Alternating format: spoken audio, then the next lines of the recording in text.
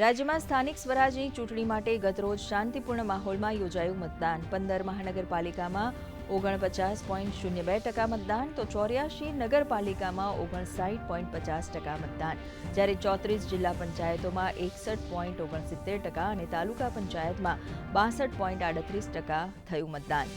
આવતીકાલે જાહેર થશે પરિણામ. 15 મહાનગરપાલિકા પૈકી સૌથી વધુ વાપીમાં 53.74% અને સૌથી ઓછું પોરબંદરમાં 32.56% મતદાન, અમદાવાદમાં 38.16%, ગાંધીનગરમાં 39.13%, જ્યારે વડોદરામાં 39.75% મતદાન. સુરેન્દ્રનગરના જેપર ગામમાં આજે ફેરમતદાન. પશ્ચિમ બંગાળમાં બીજા તબક્કાના ચૂંટણી પ્રચાર માટે આજે અંતિમ દિવસ. પ્રધાનમંત્રી નરેન્દ્ર મોદી સહિત ભાજપના તમામ દિગ્ગજ નેતાઓ કરશે પ્રચાર. ટીએમસીનું પણ અંતિમ દિવસે એડી ચોટીનું જોર.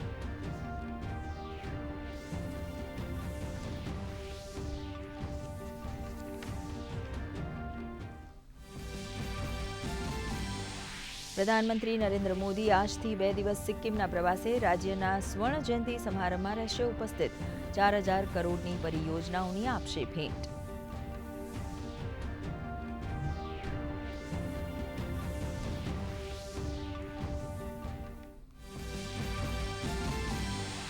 નવી દિલ્હીના ભારત મંડપમમાં આજે ભારત અને ન્યૂઝીલેન્ડ વચ્ચે મુક્ત વેપાર કરાર પર હસ્તાક્ષર. આગામી 15 વર્ષમાં ન્યૂઝીલેન્ડ $20 અબજ ભારતમાં કરશે રોકાણ. કેન્દ્રીય મંત્રી પિયુષ ગોયલ અને ન્યૂઝીલેન્ડના વેપાર મંત્રી રહેશે ઉપસ્થિત.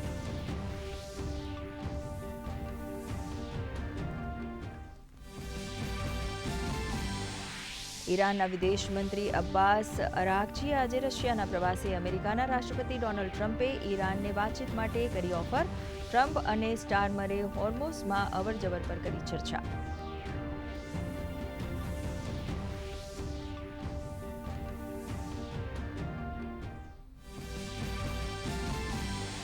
રાજકોટના જસદણમાં 4 માસૂમ બાળકોના ડૂબી જવાથી મોત. કાળઝાળ ગરમી વચ્ચે બાળકો આળણ સાગર તળાવમાં નહાવા પડ્યા હતા. બાળકોની ભાળ ન મળતા તરવૈયાઓ અને ફાયર વિભાગે તળાવમાંથી બાળકોના મૃતદેહ કાઢ્યા બહાર.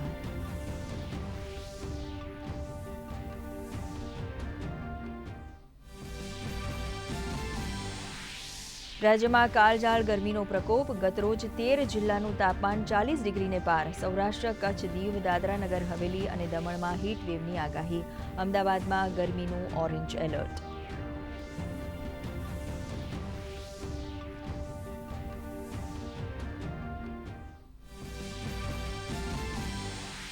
અને મેરેથોનનો તૂટ્યો વિશ્વ રેકોર્ડ. કેન્યાના સેબેસ્ટિયન સાવે લંડન મેરેથોનમાં બનાવ્યો નવો વિશ્વ રેકોર્ડ. પહેલીવાર 2 કલાકથી પણ ઓછા સમયમાં દોડ કરી પૂર્ણ.